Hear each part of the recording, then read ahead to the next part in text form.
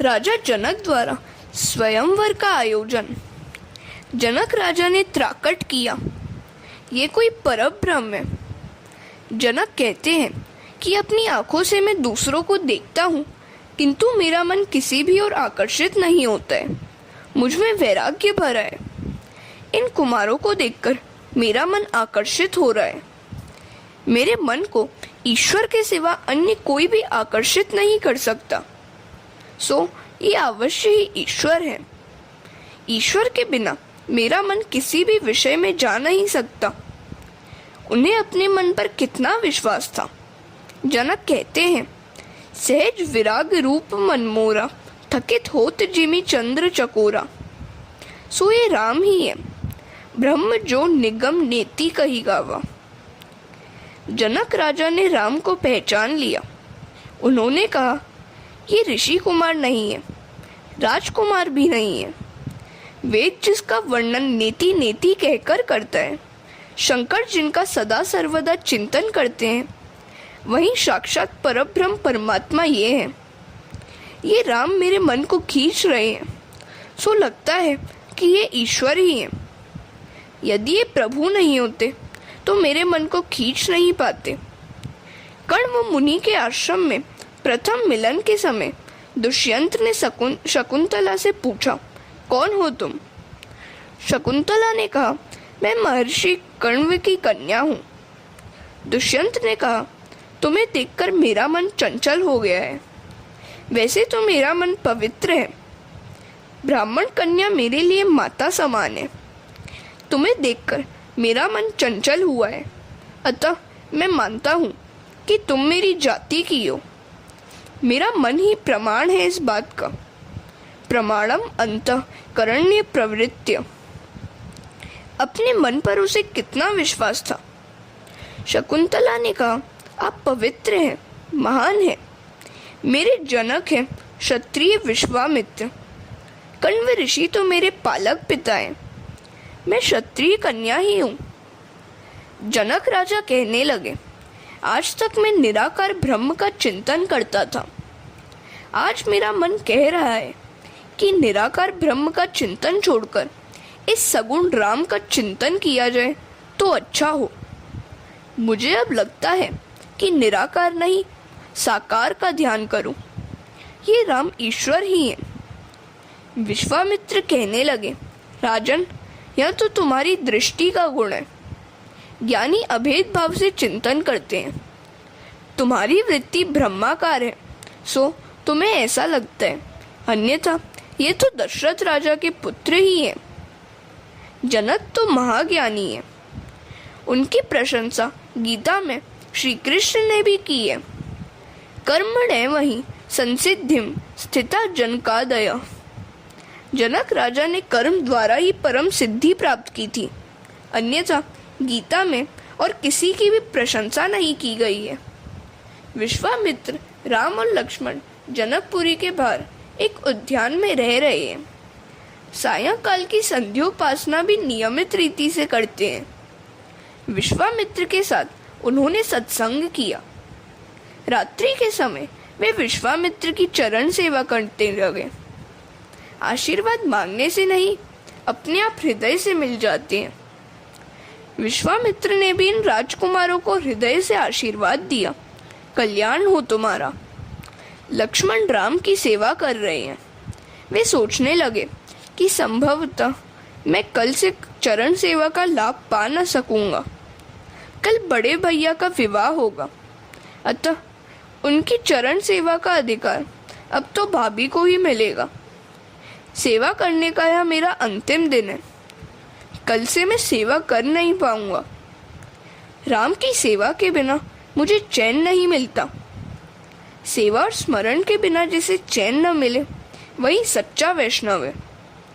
जो सेवा और स्मरण के हेतु जीता है, वही वैष्णव है। लक्ष्मण को बड़ा दुख होने लगा कि अब सेवा का अधिकार और अवसर छीना जाएगा। उनका मन अकुलाने लगा।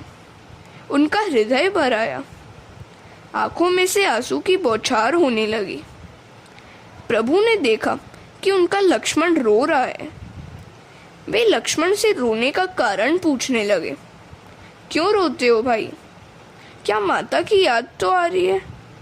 तुम रोते हो तो मुझे बड़ा दुख हो रहा है। रामचंद्र का प्रेम आदर्श प्रेम था। लक्ष्मण संकोचवश बोल नहीं पा रहे थे। राम लक्ष्मण के हृदय को जानते हैं। उन्होंने लक्ष्मण से कहा, भाई, मेरे विवाह के बाद दाहिने चरण की सेवा तुम करना और बाएं चरण की सेवा सीता करेगी। तुम्हें देखे बिना मुझे नींद नहीं आती। विवाह के बाद भी मैं तुम्हें नहीं छोड़ूंगा। चाहे तेरी भाभी को छोड़ना पड़े, तुम्हें नहीं छोड़ूंगा। राम सभी के अंतर्यामी हैं, किंतु लक्ष्मण तो राम के भी अंतर्यामी हैं।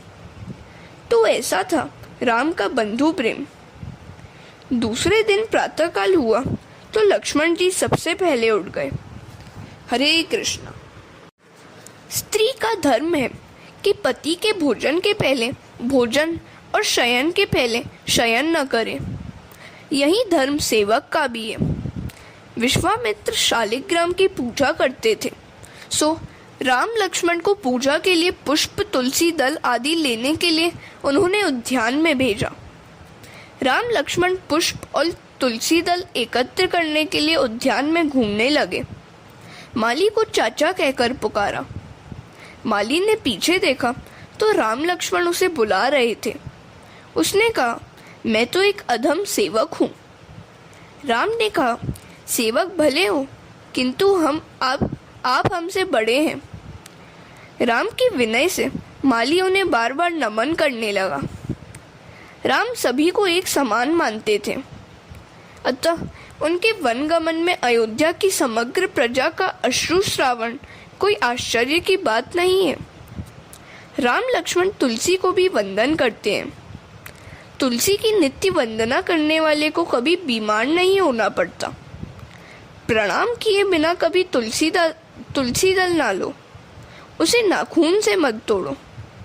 जब भी तुलसी दल चुनने का प्रसंग आए, उसे प्रणाम करके कहो कि ठाकुर जी के चरणारविंद में चढ़ाने के लिए चुनने की अनुमति दे। तुलसी तो राधा जी का अवतार है। सायंकाल के बाद तुलसी का स्पर्श न करो। स्त्री का धर्म है कि प्रतिदिन तुलसी और पार्वती की पूजा करे। ऐसा करने से सौभाग्य अखंडित रहता है। उसी समय उद्यान में सीता जी भी आई। राम और सीता की दृष्टि का मिलन हुआ। इस दृष्टि मिलन की कथा मात्र तुलसीदास जी के रामचरित्र मानस में ही है।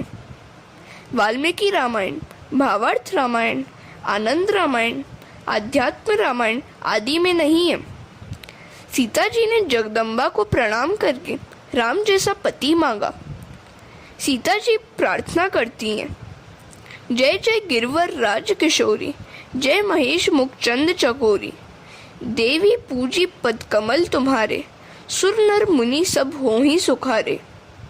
राम लक्ष्मण पुष्पादि लेकर वापस आए और विश्वामित्र से कहा कि जिस कन्या का स्वयंवर होने जा रहा है वह भी उद्यान में आई हुई थी।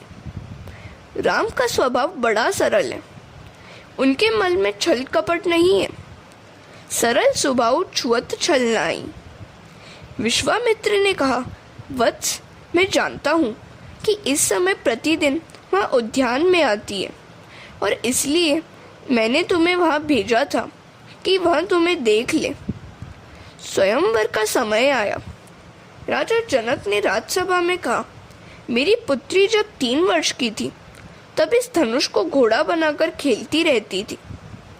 इस धनुष का भंग जो करेगा उससे मैं अपनी पुत्री का विवाह करूंगा। इस सभा में रावण भी उपस्थित था। बिना कारण क्लेश करे, अपनी जयकार स्वयं करे। जो स्वयं आत्म प्रशंसा करता फिरे वही रावण है। इस सभा में भी वह अपनी जयकार करने लगा। बिना कारण ही उसने राजा जनक से झगड़ा मोल लिया। धनुष उठाने का प्रयत्न करता हुआ वह अपनी जयकार कराने लगा। अपनी प्रशंसा अपने आप ही करे वह रावण ही है। पार्वती ने शिवजी से कहा, आपका शिष्य रावण बहुत अभिमानी हो गया है। कुछ ऐसा उपाय करें कि वह धनुष उठा ही न सके। 300 शिव सेवक सूक्ष्म रूप धारण करके उस धनुष पर बैठ गए।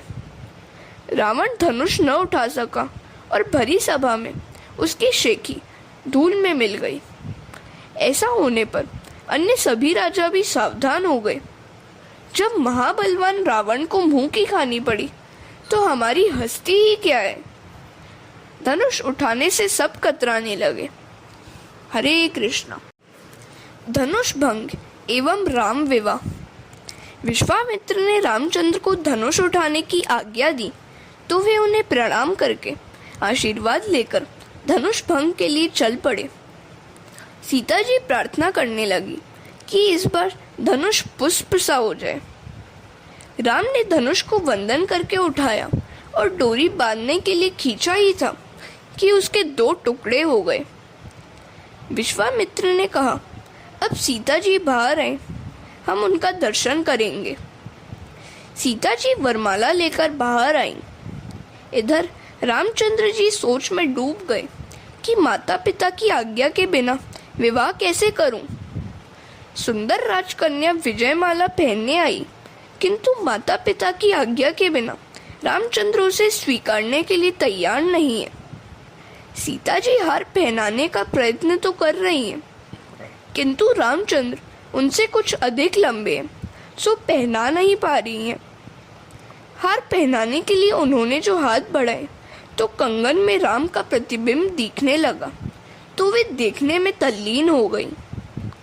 रामचंद्र सिर नवाते ही नहीं थे।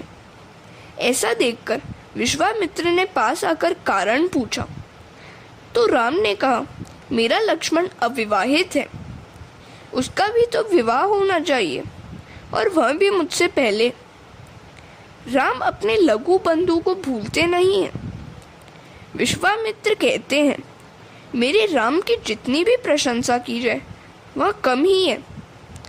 राजा जनक ने घोषणा की कि उनकी दूसरी पुत्री का लक्ष्मण से विवाह किया जाएगा। राम जी को आनंद हुआ और सीता जी की वरमाला को उन्होंने स्वीकार कर लिया। जनक राजा के सेवक कुमकुम पत्रिका लेकर अयोध्या आए। दशरथ जी ने पत्रिका पढ़ी। वैदिक विधि पूर्वक विवाह संपन्न करने के हेतु अयोध्या की प्रजा के साथ जनकपुर आने का उनको निमंत्रण था। दशरथ जी का हृदय आनंद से भर गया। वे जनक सेवकों को पुरस्कार देने लगे तो उन सेवकों ने कहा, हम इसको स्वीकार नहीं कर सकते क्योंकि हम तो कन्या पक्ष के हैं। प्रातःकाल वशिष्ठ तथा अयोध्या की प्रजा के साथ राजा दशरथ ने जनकपुरी की दिशा में प्रयाण किया। मार्ग में शकुन भी अच्छे हुए।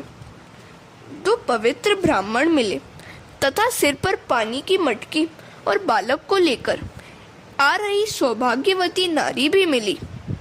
बारात जनकपुरी आ पहुंची। जनक और दशरथ का मिलन हुआ। राम लक्ष्मण को लेकर विश्वामित्र भी आए। दोनों पुत्रों ने पिता को प्रणाम किया। नारद जी ने विवाह का मुहूर्त बताया। मार्गशीर्ष मास के शुक्ल पक्ष की पंचमी और समय गोरज वेला। बारात धनतेरस के दिन आई थी और वसंत पंचमी के बाद लौटी थी। रघुनाथ जी की बारात में कामदेव घोड़ा बनकर आया। काम अश्व पर बैठकर राम विवाह करने गए। जब साधारण मनुष्य विवाह करने जाता है तो काम उसी पर सवार हो जाता है। सुखदेव जी वर्णन करते हैं, राजन परमानंद हुआ। भगवान को सुवर्ण रचित सिंहासन पर विराजमान कराया गया। एक एक राजकुमार को एक एक कन्या का दान देना है। सभी ब्राह्मण मंगलाष्टक बोलने लगे। रामो राजमणि सदा विजयते, रामम रमेशम भजे, रामेणाभिहिता निशाचर चमु, रामाय तस्मै नमः। रामान्नास्ति परायणम परतरम, रामस्य दासोऽस्म्यहम्। रामे चित्तलय सदा भवतु, मे भो राम मामुद्धर। हरे कृष्ण। विधि पूर्वक राम सीता का विवाह किया गया। जनक ने कहा, मैंने कन्या का दान किया है। राम ने कहा, प्रतिगृह्णामि, मैं स्वीकारता हूँ। राम सरल स्वभाव वाले हैं। अब लक्ष्मण जी की बारी आई। लक्ष्मण जी ने कहा, हम क्षत्रिय हैं, हम दान लेते नहीं, देते हैं। मैं प्रतिगृह्णामि नहीं बोलूँगा। ब्राह्मण ने कहा, आपके बड़े भाई ने भी कहा है। तो लक्ष्मण कहते हैं, वे तो भोले हैं, मैं नहीं बोलूँगा। रामचंद्र उसे समझाने लगे, लक्ष्मण, यह तो बोलना ही पड़ता है। लक्ष्मण ने कहा, आप पर जो चाहे सो करूँगा, किंतु मैं कन्या का दान के रूप में स्वीकार नहीं कर सकता। विश्वामित्र ने उसे समझाया कि उन शब्दों के उच्चारण के बिना विवाह विधि पूर्ण नहीं की जा सकती। गुरुजी के समझाने पर लक्ष्मण ने कहा, प्रतिगृह्णामि। विवाह विधि संपन्न हो गई। वर वधू भोजन करने लगे। भोजन के समय यदि कुछ विनोद किया जाए तो भोजन ठीक तरह से होता है। जनकपुरी की स्त्रियां आसपास बैठकर विनोद कर रही हैं। ये युवक भाग्यशाली है, अन्यथा ऐसी रूपवती कन्याएं उन्हें मिलती ही कहाँ। दशरथ जी की तो कोई संतान ही नहीं थी। यह तो अच्छा हुआ कि उनकी पत्नियों ने क्षीर का प्रसाद खाया, तो वृद्धावस्था में भी उन्हें संतान प्राप्त हुई। लक्ष्मण जी से यह विनोद सहा न गया। उन्होंने कहा, अयोध्या में तो क्षीर के आहार से संतान प्राप्त होती है, किंतु जनकपुरी में आकर हमने यह जाना कि यहाँ तो स्त्रियों को ऐसा भी नहीं करना पड़ता। यहाँ तो धरती में से संतान उत्पन्न होती है। विवाह के बाद एकी बेकी का खेल रखा जाता है। जब तक पति पत्नी का स्वभाव एक न हो सके, तब तक विवाहित जीवन सफल नहीं हो सकता। दो तन किंतु एक मन ही तो विवाह है। विवाह के बाद दोनों एक ही हो जाते हैं। अद्वैत की सिद्धि के लिए विवाह पहला सोपान है। सीता जी ने मुट्ठी में कौड़ियाँ छिपाकर पूछा, एकी या बेकी, अर्थात मुट्ठी में एक कौड़ी है या दो। राम ने कहा, एकी।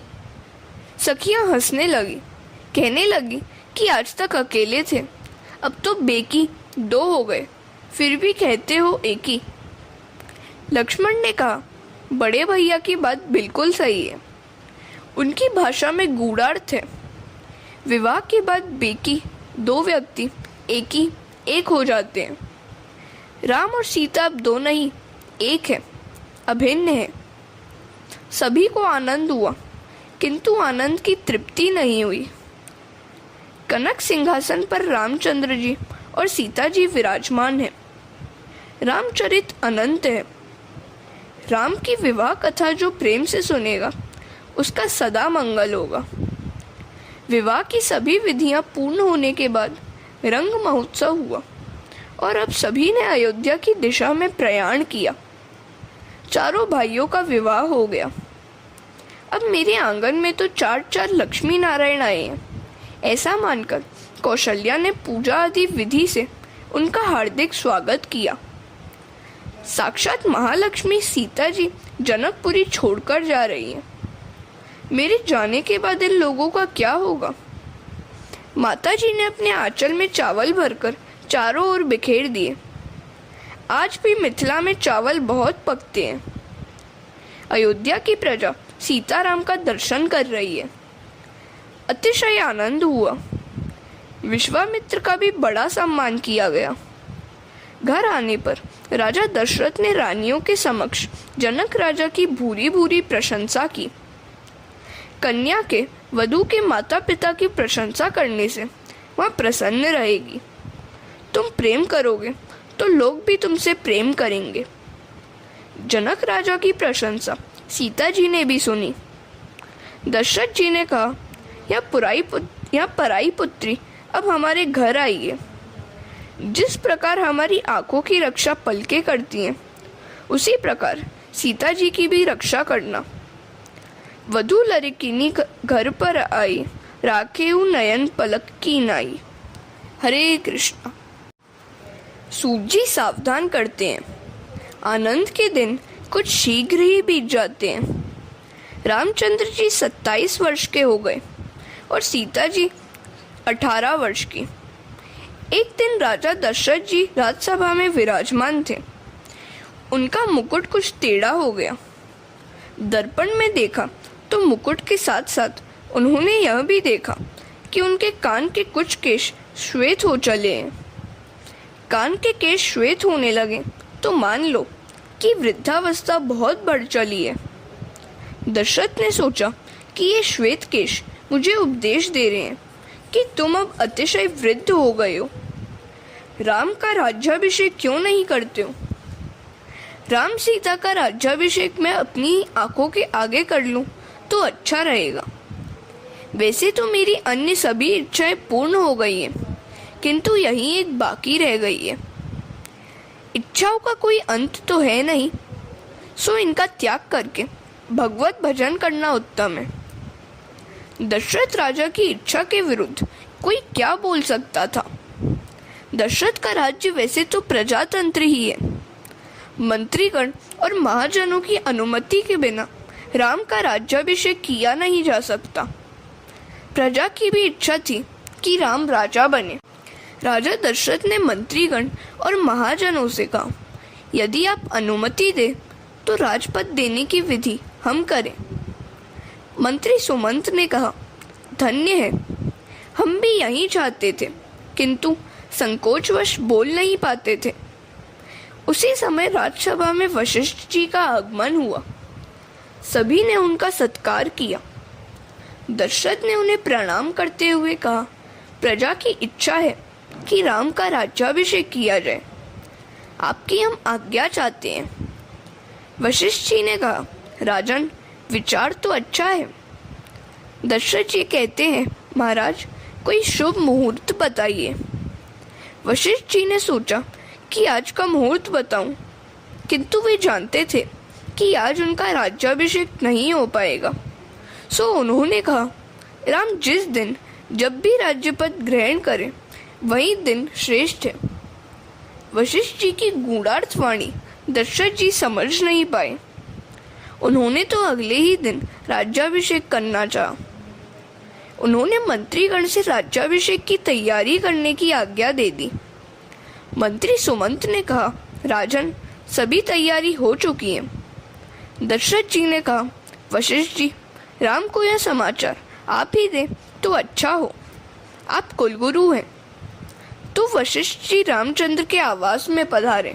राम ने कहा, आपने मेरे यहाँ पधार कर मुझे पावन कर दिया। वशिष्ठ जी ने कहा, तुम तो विनय की मूर्ति हो, अतः ऐसी बातें स्वाभाविक हैं। कल तुम्हारा राज्याभिषेक है।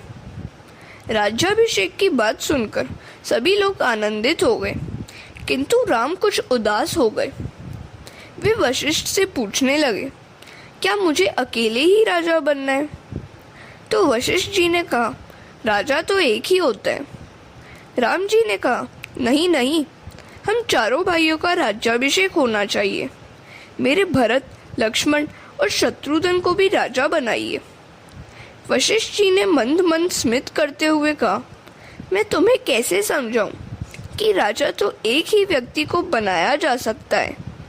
जो ज्येष्ठ हो वही राजा बन सकता है, और तुम ज्येष्ठ हो। सभी की यही इच्छा है कि सीता जी के साथ तुम्हारा राज्याभिषेक किया जाए। कल से राम राज्य का आरंभ होगा। वहाँ लक्ष्मण जी आए। राम ने उनसे कहा, भाई, पिताजी मुझे कल राजा बनाने जा रहे हैं।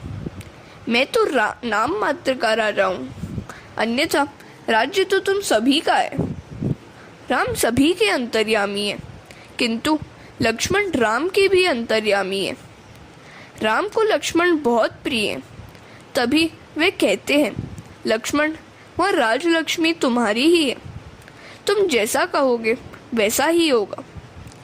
लक्ष्मण को अत्यंत आनंद हुआ। उसे स्वयं तो राजा होने की इच्छा थी ही नहीं। बड़े भैया सिंहासन पर विराजेंगे और मैं चामर लेकर उनकी सेवा करूंगा। लक्ष्मण का बंधु प्रेम दिव्य था। हरे कृष्णा। राम का राज्याभिषेक होगा तो आज सारे नगर को सुशोभित किया गया। वशिष्ठ जी की आज्ञा के अनुसार दशरथ ने भी आज्ञा दी। हृदय से आनंद छलक रहा है।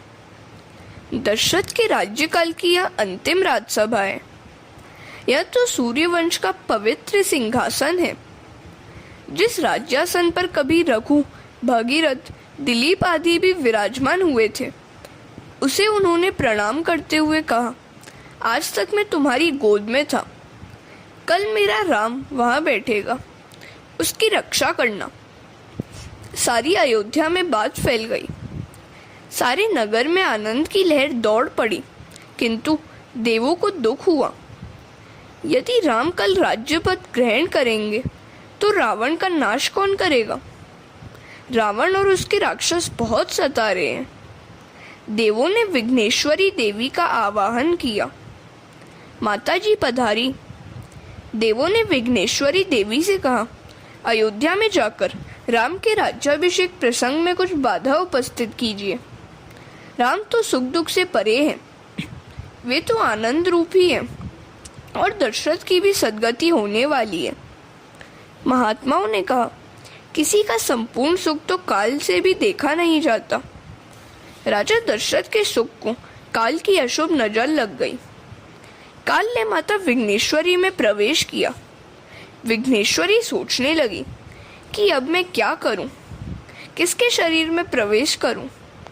सोचते हुए उनके मन में मंथरा की याद आ गई। मंथरा का जन्म कैकेयी देश में हुआ था।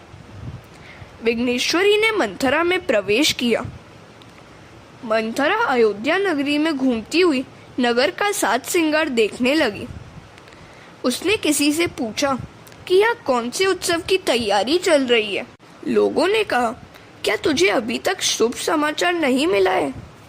कल राजकुमार रामचंद्र जी का राज्याभिषेक होने जा रहा है। महात्मा कहते हैं कि कौशल्या से एक भूल हो गई। जब एक दासी दौड़ती हुई आई और कौशल्या को राज्याभिषेक का समाचार सुनाया, तो उन्होंने आनंदित होकर दासी को एक मोती का हार दिया और कहा कि कल मेरा पुत्र राम राजा बनेगा तो तुम्हें 2-3 गांव की जागीर देगा। राम तुम्हें मुझसा ही सम्मान देगा। दासी आनंद भरी घर की ओर जाने लगी तो रास्ते में मंथरा मिली। मंथरा ने आनंद का कारण पूछा। दासी ने कहा, कल राम राजा बनेगा। देख तो सही, माता कौशल्या ने मुझे यह मोती माला दी है। राजा राम कल मुझे 2 गांव की जागीर देंगे। मैं कौशल्या की दासी जो हूं, तुम्हें तो कुछ भी नहीं मिला। परमार्थ में यदि कोई भूल हो जाए तो भगवान शायद क्षमा कर देते हैं, किंतु व्यवहार की छोटी सी भूल भी लोग क्षमा नहीं कर सकते। परमात्मा बड़ी भूल भी क्षमा कर देते हैं। व्यवहार बड़ा कठोर है। व्यवहार में अत्यंत सावधान रहना चाहिए। कौशल्या ने अपनी दासी को तो बहुत कुछ दिया, किंतु अपनी सखियों की दासियों को कुछ नहीं दिया। मंथरा आदि को भी कुछ न कुछ दिया जाता तो वह विघ्न टल सकता था। व्यवहार करो, किंतु व्यवहार में ही डूब न जाना। जब तक साधु महात्मा को मुट्ठी भर अन्न की जरूरत रहती है, तब तक उन्हें भी गृहस्थी की भांति ही व्यवहार करना पड़ता है। जब तक शरीर है, व्यवहार छोड़ा नहीं जा सकता। व्यवहार करो, किंतु उससे परे रहकर। व्यवहार करते समय आत्मस्वरूप से संबंध न रखा जाए तो पाप होता है। मन के 2 भेद हैं, सूक्ष्म और स्थूल। मन का स्थूल अंश चाहे व्यवहार से लगा रहे, किंतु उसके सूक्ष्म अंश को तो भगवान से ही लगाए रखना चाहिए। जब पानीहारी अपने सिर पर पानी का घड़ा उठाए चलती है, तब उसका स्थूल मन सखियों की बातों में लगा रहता है, किंतु सूक्ष्म मन तो पानी के घड़े में ही अटका रहता है। परमार्थ सरल है, किंतु सांसारिक व्यवहार बड़ा संकुल है। व्यावहारिक कामकाज के समय भगवान को कभी न भूलना। जिस प्रकार स्त्री अपने बालक में अपना सूक्ष्म मन रखकर घर का कार्यभार संभालती है, उसी प्रकार सूक्ष्म मन को परमेश्वर के साथ जोड़कर व्यवहार करोगे तो सफल होगे। हरे कृष्ण।